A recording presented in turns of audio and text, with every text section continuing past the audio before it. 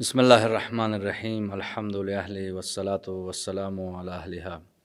ناظرین محترم، نہج البلاغہ میں خطبہ متقین کی تفسیر کا سلسلہ جاری ہے۔ استاد محترم بات یہاں تک پہنچی تھی، امیر المومنین امام المتقین فرماتے ہیں کہ متقین کی صفات میں سے یہ ہے لا یحیف علی من یبغض ولا یأثم فی من تحب۔ فرماتے ہیں کہ جو اگر کسی کے ساتھ کوئی دشمنی کرے تو اس پہ بھی زیادتی نہیں کرتا، اور اگر جس سے وہ محبت کرتا ہے تو اس کی وجہ سے بھی وہ کسی گناہ میں نہیں پڑتا۔ بسم اللہ الرحمن الرحیم۔ در حقیقت جو تقویٰ کی صلاحیت ہے بنیادی طور پہ وہ ایک انر سیلف کا ڈسپلن ہے، یعنی انسان کی جو نفس کی خواہشات ہیں، قوت غضبیہ ہے، قوت شہویہ ہے، قوت وہمیہ ہے، یہ تقویٰ ایک ایسی صلاحیت ہے جو ان کو حد اعتدال میں رکھتا ہے۔ اس کے نتیجے میں چونکہ وہ نفس کی خواہشات ایک بہت قیمتی چیز ہیں، ان کو کرش نہیں کرنا ہوتا، جو عالم اسلام کے اندر ایک اشتباہ پیدا ہو چکا ہوا ہے کہ جس کے نتیجے میں ان قوتوں کے یہ عملی استعمال کے اندر وہ اس کو کرش کرتے ہیں۔ وہ چیز جو نہیں بلکہ عملی طور پہ اسے کنٹرول کرنا ہوتا ہے، حد اعتدال کے اندر رکھنا ہوتا ہے۔ اس کے نتیجے میں جب یہ ہے کہ وہ لوگ جو ہیں اگر کسی سے وہ راضی ہوتے ہیں، کسی سے محبت کرتے ہیں، تو وہ محبت یا وہ رابطے کا تعلق، اس سے جو رضایت ہے وہ ان کو حد اعتدال سے باہر نہیں نکلنے دیتی اس چیز کے لیے۔ وہ اگر کسی سے وہ ساتھ ان کا ناراضگی ہے کسی کے ساتھ ان کا، تو وہ چیز جو ہے وہ ان کو وہ بھی حد اعتدال سے باہر نہیں نکلے، درمیان میں رہتے ہیں۔ اگر کسی سے ناراضگی ہے تو اس کے نتیجے میں قوت غضبیہ کو کنٹرول کر کے رکھتے ہیں، اور اس کے ساتھ جو رابطہ ہے اس کے مطابق جو اللہ تبارک و تعالیٰ نے انسانوں کے ساتھ رابطہ بتایا اس کے مطابق عمل کرتے ہیں۔ اور اسی طرح سے جب کسی سے محبت کرتے ہیں، چاہے وہ بیوی ہو، چاہے وہ اولاد ہو، چاہے وہ انما اموالکم و اولادکم فتنہ، یہ مال کی محبت ہے، وہ محبت اور وابستگی جو ہے وہ ان کو اللہ تعالیٰ کی فرمان برداری کے لیے آمادہ نہیں کر سکتی۔ اسی لیے متقی انسان جو بنیادی جوہر انسانی ہے، کیونکہ ایک چیز ہے کہ انسان جو ہے اس کو اس کا مقصد حیات اس کے سامنے روشن ہو، تو ہر چیز کو، ہر عمل کو کرنے سے پہلے اس کو اس کے ساتھ کوریلیٹ کر کے دیکھتے ہیں کہ میرا یہ عمل جو ہے، جو کل کو حساب و کتاب کی منزل میرے لیے کوئی شرمندگی تو نہیں لائے گا، یہ مجھے میرے مقصد کی طرف، مجھے میرے مقصد سے قریب کرے گا یا مجھے میرے مقصد سے دور کر دے گا۔ حتیٰ کہ جو عارفین کے نقطہ نظر سے اگر ایک عمل جو ہے انسان کے لیے نہ فائدہ مند ہے نہ نقصان دہ ہے، لیکن ایک نقصان تو بہرحال ہے کہ انسان اپنے ٹائم لائن کو ویسٹ کر رہا ہے، اور ٹائم ایک بہت بڑی نعمت ہے، اللہ تعالیٰ کی ایک بہت بڑی دولت ہے انسان کے پاس۔ تو اس لیے ان کا جو دستور عمل ہے کہ ان کی کسی قسم کی جو اللہ تعالیٰ فرمایا کہ تمہاری مال اور تمہاری اولادیں جو ہیں تمہیں اللہ کی یاد سے غافل نہ کر دیں، وہ کیونکہ انہوں نے مال کی محبت ہو، اولاد کی محبت ہو، اس قسم کی، وہ ان کو کنٹرول کر کے رکھتے ہیں، اس واسطے ان کے اندر یہ بیہیویئر پیدا ہوتا ہے۔ فرماتے ہیں لا یضیع ما استحفظ ولا ینسى ما ذکر ولا ینابذ بالالقاب۔ اور اسی طرح ان کی صفات میں سے ہے کہ اگر کوئی امانت رکھیں تو اس میں خیانت نہیں کرتے، اس کی نگہداری کرتے ہیں، اور جس چیز کو یاد دہانی کرایا جائے اس کو عام طور پر وہ بولتے نہیں ہیں، اور فرماتے ہیں لوگوں کو برے القابات سے بھی نہیں پکارتے۔ جی، یہ بھی بالکل وہی چیز ہے، اس حوالے سے اصل میں یہ ایک انر سیلف کا میکینزم ہے جو میں بار بار اس مسئلے پہ عرض کرتا ہوں،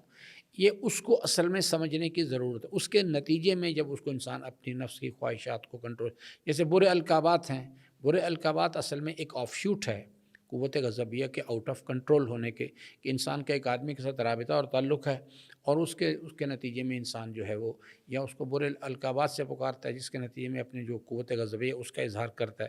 یا اس کا تمسخر کرتا ہے، اپنے آپ کو سپیریئر سمجھتا ہے اور اس کا تمسخر کرتا ہے۔ دونوں صورتوں میں جو متقین لوگ ہیں وہ چونکہ حد اعتدال میں رہتے ہیں، وہ قوت غضبیہ کو اگر انہیں کوئی چیز ان کے نزدیک اس قسم کے تمسخر والی بھی ہے تو وہ اس سے اپنے آپ کو کنٹرول کر کے رکھتے ہیں اس چیز کے لیے، یا قوت غضبیہ تقاضا کرتی ہے کہ کوئی انسان ہے، اس سے انسان کے ساتھ اختلاف ہے، کہ اس کے ساتھ جنگ ہے، تو اس کے باوجود بھی وہ اسے نازیبا کلمات کے ساتھ یا نازیبا قسم کے ناموں کے ساتھ اس کو نہیں پکارتے، اپنے نفس کی خواہشات کو، اپنے جذبات کو کنٹرول کر کے رکھتے ہیں اس چیز کے لیے، اور باقی کیفیات بھی اسی طرح سے ہی ہیں۔ تو فرماتے ہیں اسی طرح ولا یضار بالجار ولا یشمت بالمصائب، نہ ہی وہ اپنے جو ہمسایہ ہوتے ہیں ان کو گزن پہنچاتے ہیں، نقصان پہنچاتے ہیں، اور نہ ہی کسی کی مصیبت کے اوپر وہ خوش ہوتے ہیں۔ ولا يدخل فی الباطل ولا یخرج من الحق، نہ وہ کبھی باطل میں داخل ہوتے ہیں اور نہ کبھی حق کے دائرے سے جی، خارج ہوتے ہیں۔ یہ اصل بنیادی چیز ہے. بنیادی طور پہ کانسیپٹ جب انسان کا کلیئر ہو جاتا ہے تو وہ کبھی بھی کسی صورت بھی یعنی اس چیز کے لیے کچھ اس کا کوئی ایسا ارادہ بھی نہیں کرتا کچھ یہ کہ عمل کرے اس چیز کے لیے. وہ اس قسم کا ارادہ کرنے کا بھی نہیں ہوتا جس کے ذریعے سے انسان حد اعتدال سے نکلے اور باطل کی حدود میں داخل ہو جائے. اور کبھی کوئی ایسا حق کا راستہ جو معین کیا گیا ہے، واجبات کی ادائیگی اور محرمات سے پرہیز، ان دونوں کے درمیان وہ اپنی زندگی بسر کرتے رہتے ہیں اس چیز کے لیے. یہ ان کی زندگی کا کمال ہے، یہی ان کی زندگی کی خصوصیت ہے. اور تقویٰ کی صلاحیت انسان کے اندر یہ چیز کمال پیدا کرتی ہے. لیکن اس کے لیے ایک چیز ضروری ہے جو میں نے ابتداءً بھی عرض کی تھی. 2 بنیادی جوہری نقطے ہیں انسانی زندگی کے سفر کے.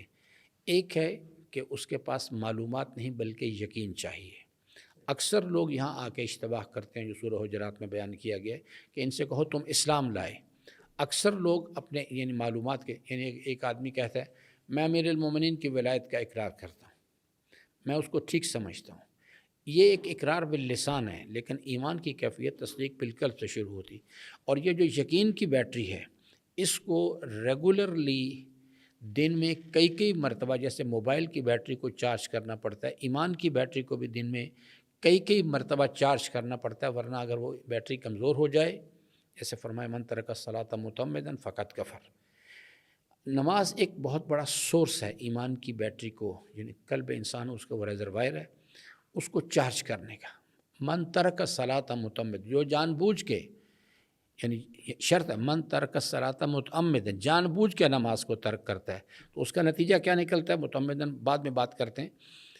کیا نکلتا ہے. وہ جو بیٹری چارجنگ ہے یعنی یقین کی، وہ ختم ہونے لیپس کرنا. کیونکہ جب انسان عملی زندگی میں نفس کی خواہشات کا مخالفت کرتا ہے، ان کا مقابلہ کرتا ہے، یا نفس پرست حضرات کا مقابلہ کرتا ہے، تو یقین کنزیوم ہوتا ہے جیسے موبائل کی بیٹری کنزیوم ہوتی ہے. اب اگر مسلسل نماز کی ترک صلاۃ اس کی زندگی کا معمول ہے، ایک وقت آئے گا وہ بیٹری لیپس کر جائے گی. جب وہ لیپس کر جائے گی تو نفس کی خواہشات آزاد ہو جائیں گی. فقط کفر، وہ کفر کے مطلب نہیں، نفس کی خواہشات کی پیروی کرنا شروع کر دے گا اس چیز کی. یہ وہ بنیادی جوہری ایمان کی بیٹری کو ریگولرلی چارج کرنا ہوتا ہے بغیر کسی ابہام کے،